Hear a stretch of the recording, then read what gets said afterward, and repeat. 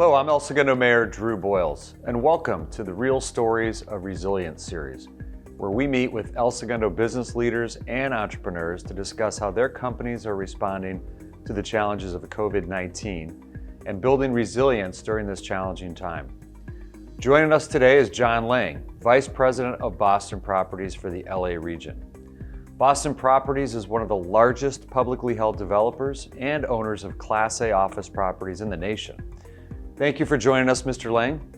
Boston Properties recently bought a 50% stake in a partnership with CDC, which is Continental Development Corporation, another prominent developer in El Segundo, and they're going to develop the Beach Cities Media Campus. Can you speak to us a little bit about your vision for the new campus, and how has the COVID crisis changed your vision for the property? And thanks so much for being here. Thank you for having us, Mayor Boyles. We're excited to be here. And we're very excited to have finally entered into a partnership with Continental Development and the local team there.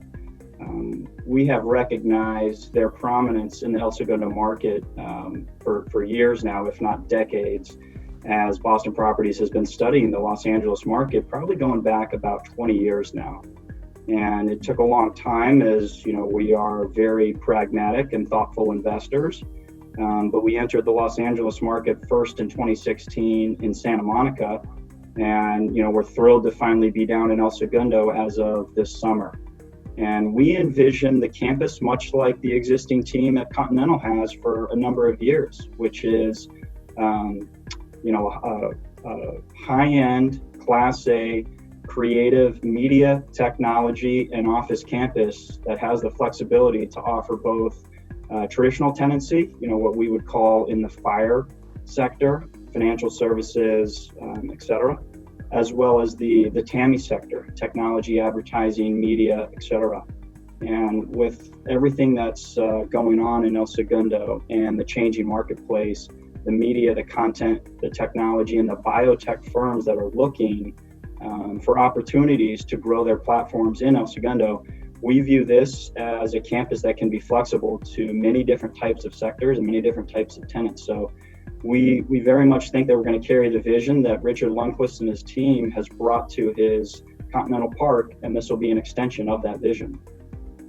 Thanks to our ideal South Bay location and range of real estate offerings, El Segundo continues to attract office, industrial, and retail development.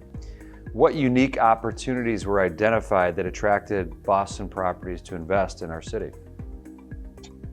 It's a great question. It's a little bit of a testament to you and your team, Mayor Boyles, because we all know many of the challenges that various municipalities are facing across the state of California. And here in Los Angeles, our only two existing investments before El Segundo were in the city of Santa Monica. And so now we look at what you and your team and the leadership group of the city of El Segundo has put together and been able to continue in terms of the friendliness of the business environment in El Segundo. And it's really attractive, whether you're talking about gross receipts tax or the lower cost of living or the adjacency to LAX, or the Beach Cities, which is the name of the campus, right? The Beach Cities Media Campus.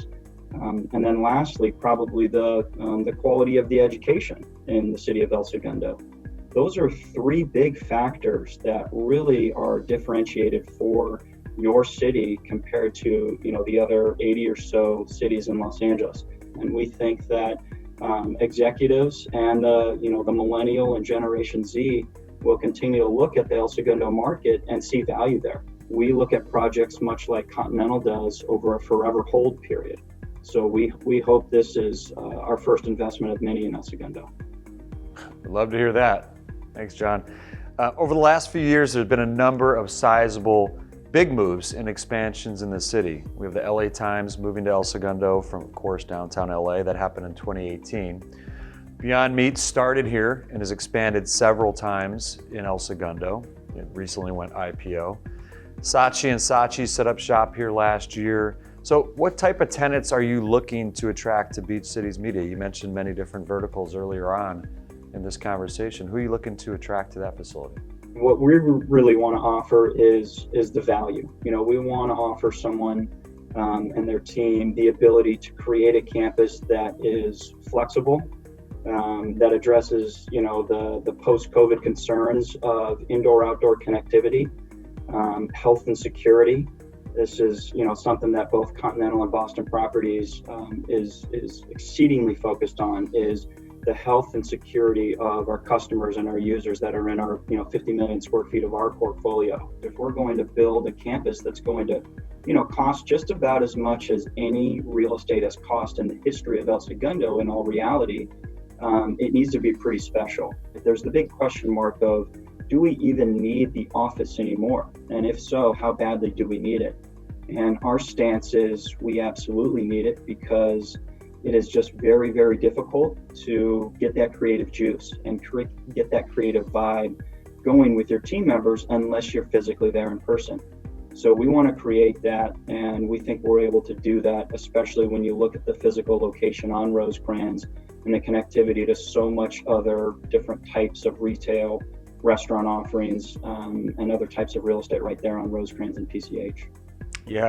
Yeah, I think a lot of that magic that tends to happen in terms of ideation is kind of lacking right now as a result of people not being able to work together. And it's really interesting to think about that Rosecrans corridor just coming together and connecting with really that last piece of property on the north side of the street. So really exciting. Can't wait to see the special tenants that you bring in there.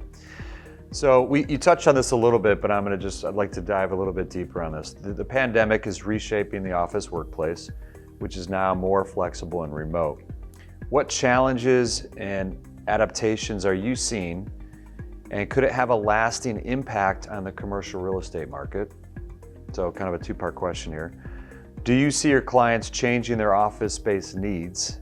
Are they looking for more office space or spreading to satellite offices? So just maybe address some of the trends that you're seeing in the marketplace in commercial real estate.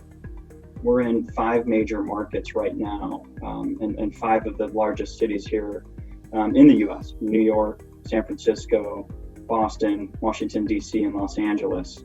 And you see the challenges and adaptations differ across those 5 regions. I think when you break it down more specifically, especially with the larger firms, Mayor Boyles, is different divisions can probably work remotely going forward a little more effectively than other divisions of companies. For example, I think if you're if you're part of a marketing team, if you're part of a sales or a business development team, if you're part of the engineering team that works with different team members of your organization, it's really hard to really generate that creative buzz and create that, let's call it synergies for lack of a better word, that are inspired by in-person connectivity. We are talking with our design team and our architect about what we can do to offer new customers and new organizations that are thinking about moving to El Segundo but want to do so in a safe environment. So you have 2 different levers. One is suggesting that the office footprint for firms is going to decrease, and the other lever is saying that we cannot be this dense anymore, it's no longer safe, which is suggesting that they're going to need more office space. So the net of it is still unknown, and we're being very cognizant of that to really try and create again the value that a lot of these firms seek when they go explore their operations and their office space of the future. How does partnership like the one that you formed with Richard Lundquist and Continental Development Corporation, how does that enhance your ability to develop and deliver a project? And what do you look for in a joint venture partner? I think the first and most important thing with a partnership is trust and an alignment of culture. And I think those are the 2 things that have stood out, since getting to know the team over at Continental that just worked. It's pretty simple. There's been an alignment of culture. There's been this inherent trust since day one, and just an enjoyment of conversation with their team.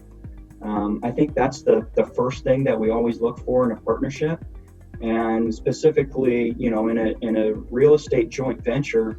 And we think we can bring some skill sets and, a little bit of an institutional perspective that hopefully can make this project, the best project that's been created down in the South Bay for a number of years, and really be that complement to the entirety of Continental Park, and then also integrate, with the point there just immediately west, and create a really vibrant, connectivity point that's great for both, vehicular access, but also, quite importantly, for pedestrians, and continuing to get people out of their vehicles in the LA basin. That's one thing that I think we're all really focused on, is sustainability, health and wellness, and really creating that project that can offer that. And I think that's what Continental has been able to do, and we have tremendous faith that they'll continue to do that and lead us in this project to establish that sustainable, really high quality project that the site deserves.